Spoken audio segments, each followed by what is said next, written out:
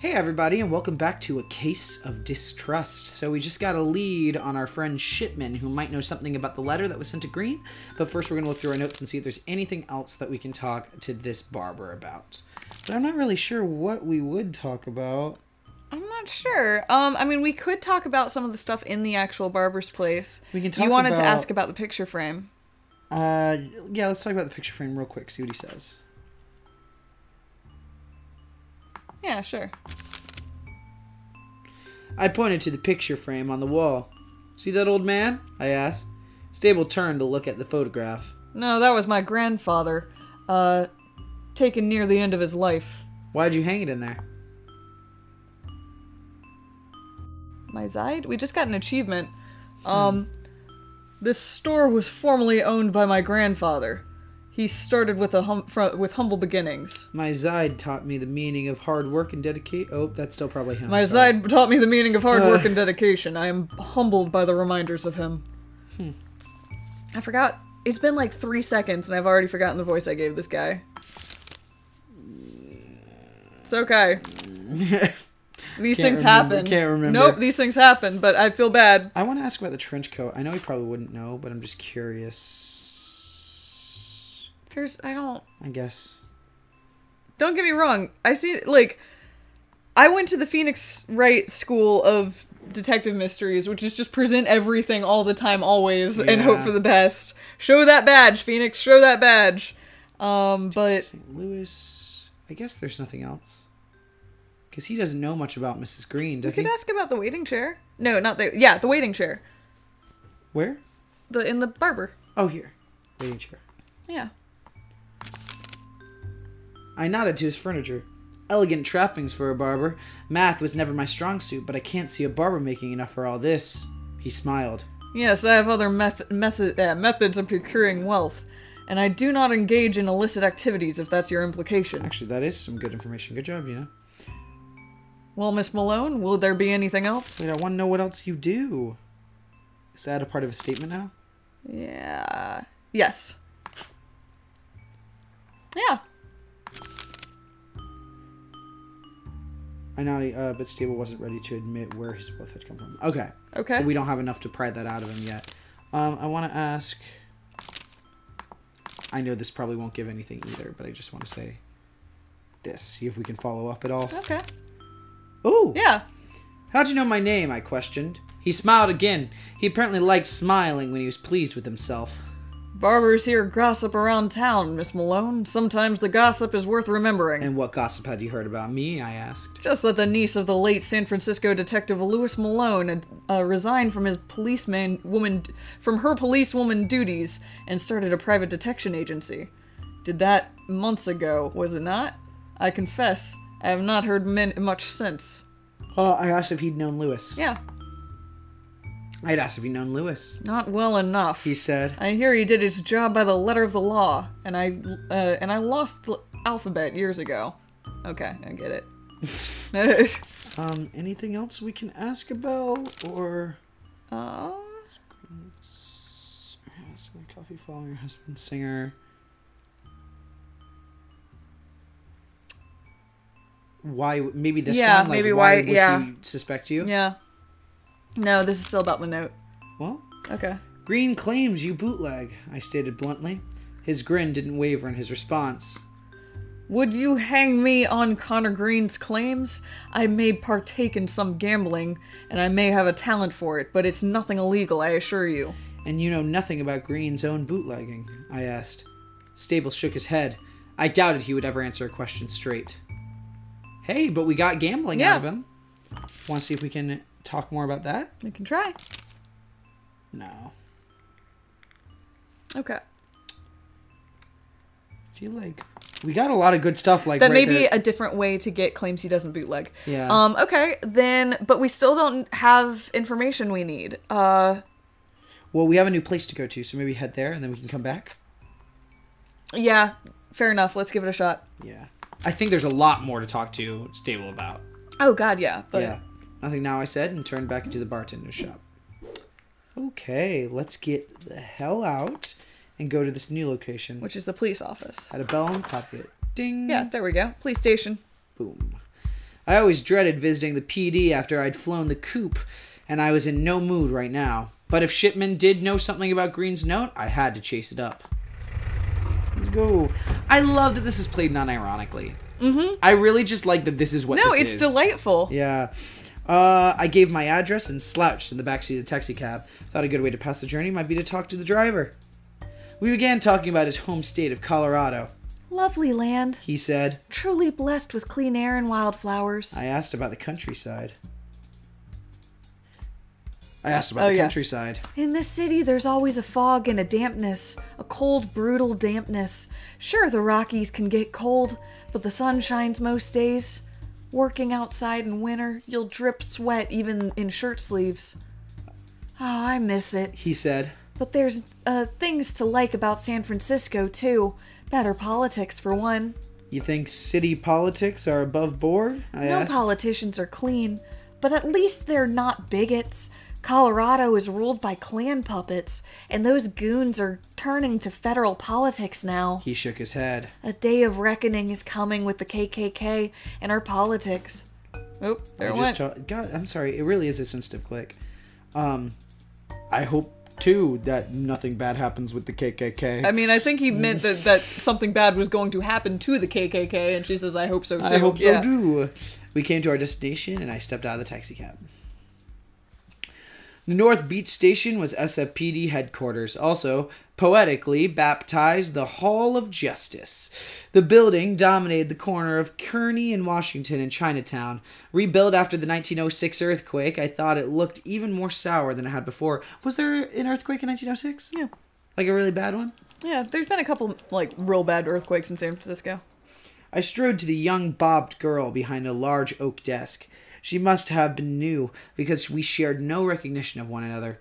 I asked for Shipman, and she motioned me to a chair as she pressed a pearl button. I sat down, and she disappeared through a frosted door. I rolled another cigarette to pass the time. Between puffs, I thought about The history of the department, the future of the SFPD, and the shape of my smoke plumes. I'm going to do this one because I'd like to know what we did. Between puffs, I thought about my history at the department. I imagined the station captain would have been furious had he known I was there. I did, after all, break a tumbler with the help of another officer's temple. That had been my last day on the force. It wasn't long before Shipman walked out of his frosted door. So we ended on bad terms. Very bad terms. Samuel Shipman smiled when he saw me. He was tall and tanned. He had always been helpful. Yeah. He had always been helpful to me in my days on the force. Working closely with Lewis, he'd acquired the habit of bouncing theories my way. He judged officers purely on results, and because of that, he was one of my few fans. We exchanged brief pleasantries before he said, Wouldn't it come here, for glad handing? Glad handing? Glad handing. Glad handing. That must be some 20s term. He had a habit of removing the subject from his sentences. Oh, Okay. God. What needs doing? I explained my case to him. He scoffed when I mentioned Connor Green. Working for a pinhead? Got a good mind to run him up a flagpole. I just need to know about this letter. I handed him the note Green had given me and explained its context. After looking it over, Shipman tried to stifle a laugh. Complete bunk. He said, See this symbol in the corner? Mark of the Black Hand Gang. Except Black Hand letters are always ransom letters, not threats. No footholds on this coast anyhow. Never been one in California. So the letter's a fake. Shipman nodded. Someone trying to imitate the Black Hand. I grunted a sigh, and I was upset. Don't know if Green is getting one over you. He said. Or if someone else is pulling Green's leg. But having more dirt on the man wouldn't help, especially if he's your client. I agreed. I've been trying to dig through his past. You got any bunk on him? Shipman shook his head. No, from Oakland is all I know. But I can do more digging. I thanked him for that. Under a pile of ice, though. Might take me a while. Why don't I telephone when I find something? I had no office where I could receive messages, but I dreaded returning to the station. I told him to just call Southern Coffee. Just leave anything with Franklin Conway, I instructed. He said that was all right. We traded goodbyes, and I went back to the station's entrance. Okay. Now I knew the letter was fake, and Shipman was looking into Green's past for me. I just needed to chase up the bootlegging lead. I stepped into the street and thought about where to go. Interesting. So, we should have some information for something. The problem is we still can't get into the tin spoon. You want to see Green's house again? I feel like there's something we missed here. Yeah. She might be out this time. Oh, I doubted her delirium would be short-lived. She wouldn't be useful to me, but I might still get something from searching the house. I felt like I searched most things. Do you want to search one more time? I guess. I thought we should search most things too, but there was a carpet that we didn't look at that I wasn't sure if that was clickable and things really? like that. So we can take a look. Let's just take a look. I don't think it's going to get in our way. It's not. Worst thing is we'll have to talk to somebody in the cab on the way over. Or we could just don't. That's true. Boom. There you go. Peered out the window until we arrived. Nice. Okay. Section of vote. We've already read this. Can you click that? Nope. It's just an elevated carpet. I was curious. Yeah. I guess I clicked on everything. It's on both of those. Are there any double clicks? Like just clicking again give us anything? Empty bottles were strewn around. A harsh tonic, no. Ashtray on top. No. No. Can you click on the coat rack but not the coat? No, it's the whole thing. Okay. I don't think this is where we need to be right Nope. now. Okay. I guess maybe I feel like we gotta present something good to Stable. I feel like there's more we can we get could out go of back him. to Southern Coffee. You want to check in and Yeah. tell them what we found out? Because it's also possible that that call was going to wait until we've gone to all three places, but we've been to all three places, so now... Maybe. I don't know. I'll talk to more later. Okay. Leaning against the window until we arrived. Let's see.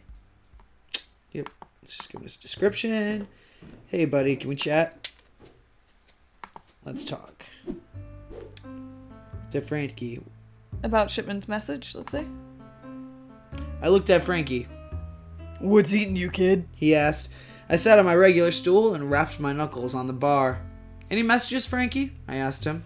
And what do you mean by that? Well, I told Sam Shipman, an old contact on the force, to leave any dirt with you if he'd found it. Frankie laughed. So now I'm your bartender and your secretary. Say, if I become your housemaid, will you at least pay me? So I'm guessing you haven't heard anything, I said. Nothing yet, Miss Chief. Frankie chuckled. Shipman's supposed to call you about Green? What do you have you got so far? No real breaks to speak of, I said. Well, alright.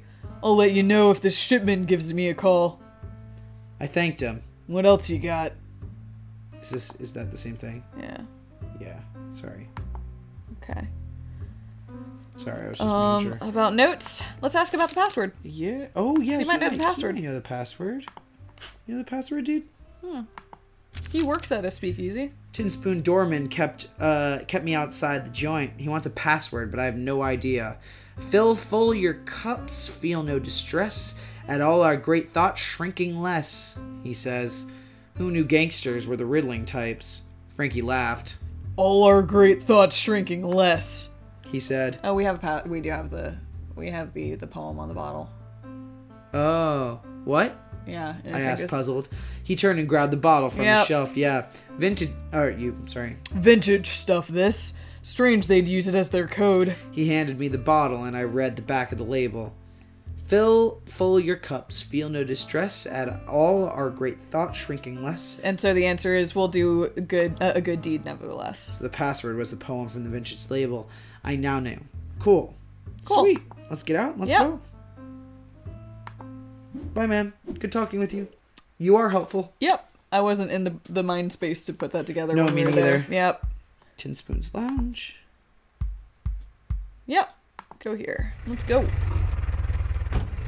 Let's get you a password. Nope. Bye. Sorry, all you drivers. Knock again. And we'll do a good deed nevertheless. I think we need to show it's one of the bottles, yeah. Yeah, it's the vintage bottle with the poem. With poem. We'll do good deed nevertheless. I recited the line that Frankie had shown me on one of his bottles. The eye squinted. Wait here, came a gruff response. The panel slid shut and I heard footsteps walking away. I rolled a cigarette and waited. After a quarter of an hour, the panel opened again. Bar's closed, but you can shoot pool in the upstairs room, said the eyes. He pulled the door ajar so I could see a set of metal stairs. Nice. There we go. Sweet. I walked up the stairs and opened the thin wooden door to the billiards room. It was much smaller than I'd expected for a gangster's paradise. The only light came from the hanging lamps above the billiards tables. The haze of cigarette smoke darkened the room's corners. All right. Sweet. Do you want to investigate this place next time? I guess so. We've made some progress. We're making progress. Yeah, look at that. And I distrust everyone around me. There's a case of it going on. Thank you. Bye.